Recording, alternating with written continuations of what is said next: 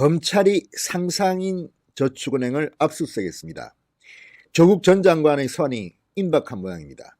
지금 조국 전 장관과 정경심 씨는 아마 상당히 긴장하고 있을 겁니다. 상상인 저축은행, 지금 코링크 PE의 실제 소유주라는 말도 있고, 조국 전 장관과 정경심 씨를 이용해서 골드브리치 정권의 대주주가 됐다는데 이용했다, 이런 말도 있습니다. 실제로 이 저축은행은 코링크 PE에게 돈을 빌려줬다, 빼앗았다, 이를 반복했습니다. WFM 주식을 바탕으로 20억 원을 대출해준 적도 있습니다. 상당히 조국 일가의 사모펀드와 연관된 그런 저축은행입니다. 그래서 이 저축은행의 압수수색 결과 어떤 물적 증거가 나오냐에 따라서 조국 전 장관은 상당히 곤혹스러울 수도 있습니다. 뿐만 아니라 지금 검찰이 의심하는 이것들이 사실일 경우 조국 전 장관뿐만 아니라 문재인 정권 전반적인 게이트로 확산될 우려도 있습니다. 과거 저축은행 사건들이 어땠나를 상상해보면 힘들지 않습니다. 자, 진성호의 융단 폭격 시작합니다. 조국 전 장관 부부를 융단 폭격합니다. 방송에 앞서 아직 진성호 방송의 구독자가 아니신 분들은 붉은색 구독 버튼 꾹 눌러주시기 바랍니다. 자, 검찰이 오늘 지금 한창 압수수색을 하고 있습니다. 상상인 저축은행. 소환을 앞둔 조국 전 장관을 겨냥한 게 아니냐, 이런 관측이 나오고 있습니다. 서울중앙지검 조세범죄조사부입니다. 서울중앙지검의 특수 2부, 그러니까 지금은 반부패수사 2부가 아니라 조세범죄조사부, 김종호 부장검사가 지금 성남시에 있는 상상인저축은행 본사, 관계자 사무실 등에 대해서 수사관들을 보내서 자료를 확보하고 있습니다. 검찰은 일단 금융감독원에서 수사 의뢰한 사건을 조사하기 위한 것이다, 이렇게 설명하고 있지만 이 액면 그대로 받아들이긴 힘듭니다. 왜냐하면 상상인 저축은행은 조국 일가 사모펀드와 엄청나게 연관된 그런 정황들이 여기저기 발견되기 때문입니다. 자, 지금 금감원이 지난달 30일 제재심의위원회에서 이 상상인 저축은행을 징계하기로 했습니다. 전환사채를 담보로 대출을 하는 과정에서 대주주의 이익을 주고 꺾기 등 부당대출을 했다는 이유로 이 상상인 플러스 저축은행에 대해서 기관 경고 징계를 내렸고, 상상인 저축은행 대표에게는 직무정지 유준원 전 상상인 플러스 저축은행 대표, 지금 유준원 씨는 상상인 그룹의 대표입니다. 최대 주주입니다. 직무정지 상당의 징계를 내리는 동시에 수사를 의뢰했습니다. 그래서 지금 검찰이 압수수색을 하고 있는 건데요. 이 상상인 그룹은 조국 전 장관과 밀접한 관계로 보입니다. 조국 전 장관의 오촌 조카 조범동 씨가 총괄 대표로 있던 코링크 P, 그러니까 조국 일가의 사모펀드가 100% 투자한 사모펀드가 운용사, 그러니까 그 사모펀드를 운용하는 코링크 PE과 관련된 겁니다.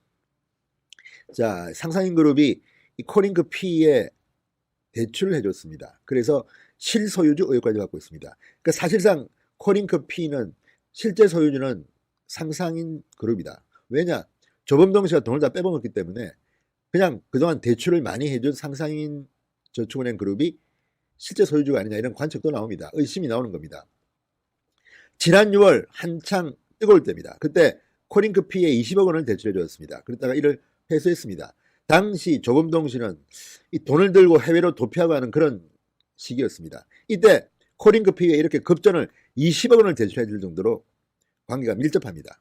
뭐 뒤에 회수하긴 했지만 이런 것들을 보면 상상인 저축은행 그룹과 이 조범동 그리고 조국 사모펀드는 상당히 밀접한 관계가 있는 것 같이 보입니다. 이게 제대로 들통이라면 조국 전 장관 소환 전에 뭔가 일이 벌어질 것 같습니다.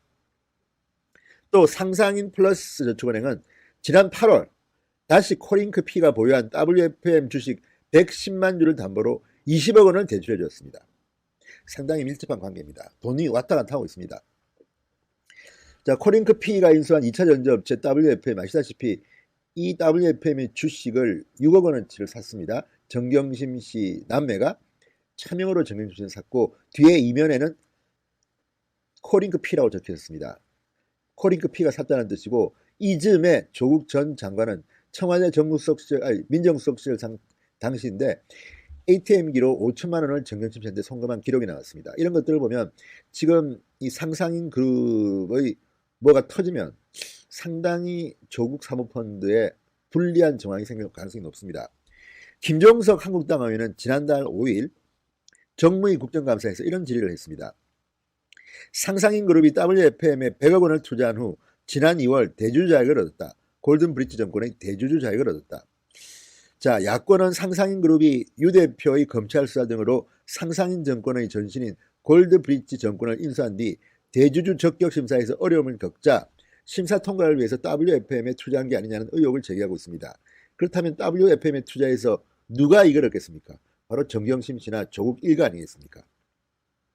그래서 지금 이 뒤에서 상상인 그룹을 봐준 사람이 누구냐? 조국 아니냐 이런 말이 나오고 있는 겁니다. 그렇다면 조국 전 장관이 봐줬다면 누군가에게 지시를 했겠죠. 누군가에게 부탁을 했겠죠. 청와대 민정수석이라는 자리는 금융감독원 또는 금융위원회에 막강한 영향력을 행사하는 그런 자리입니다. 따라서 이것은 상상인 그룹의 판도라 상자가 열리면 단순히 조국 전 장관 한 명으로 끝날 게 아니라 청와대 민정수석실 전반으로 확대될 수 있습니다. 상당히 폭발력이 있는 겁니다. 검찰이 오늘 상상인 저축은행을 압수수색했습니다.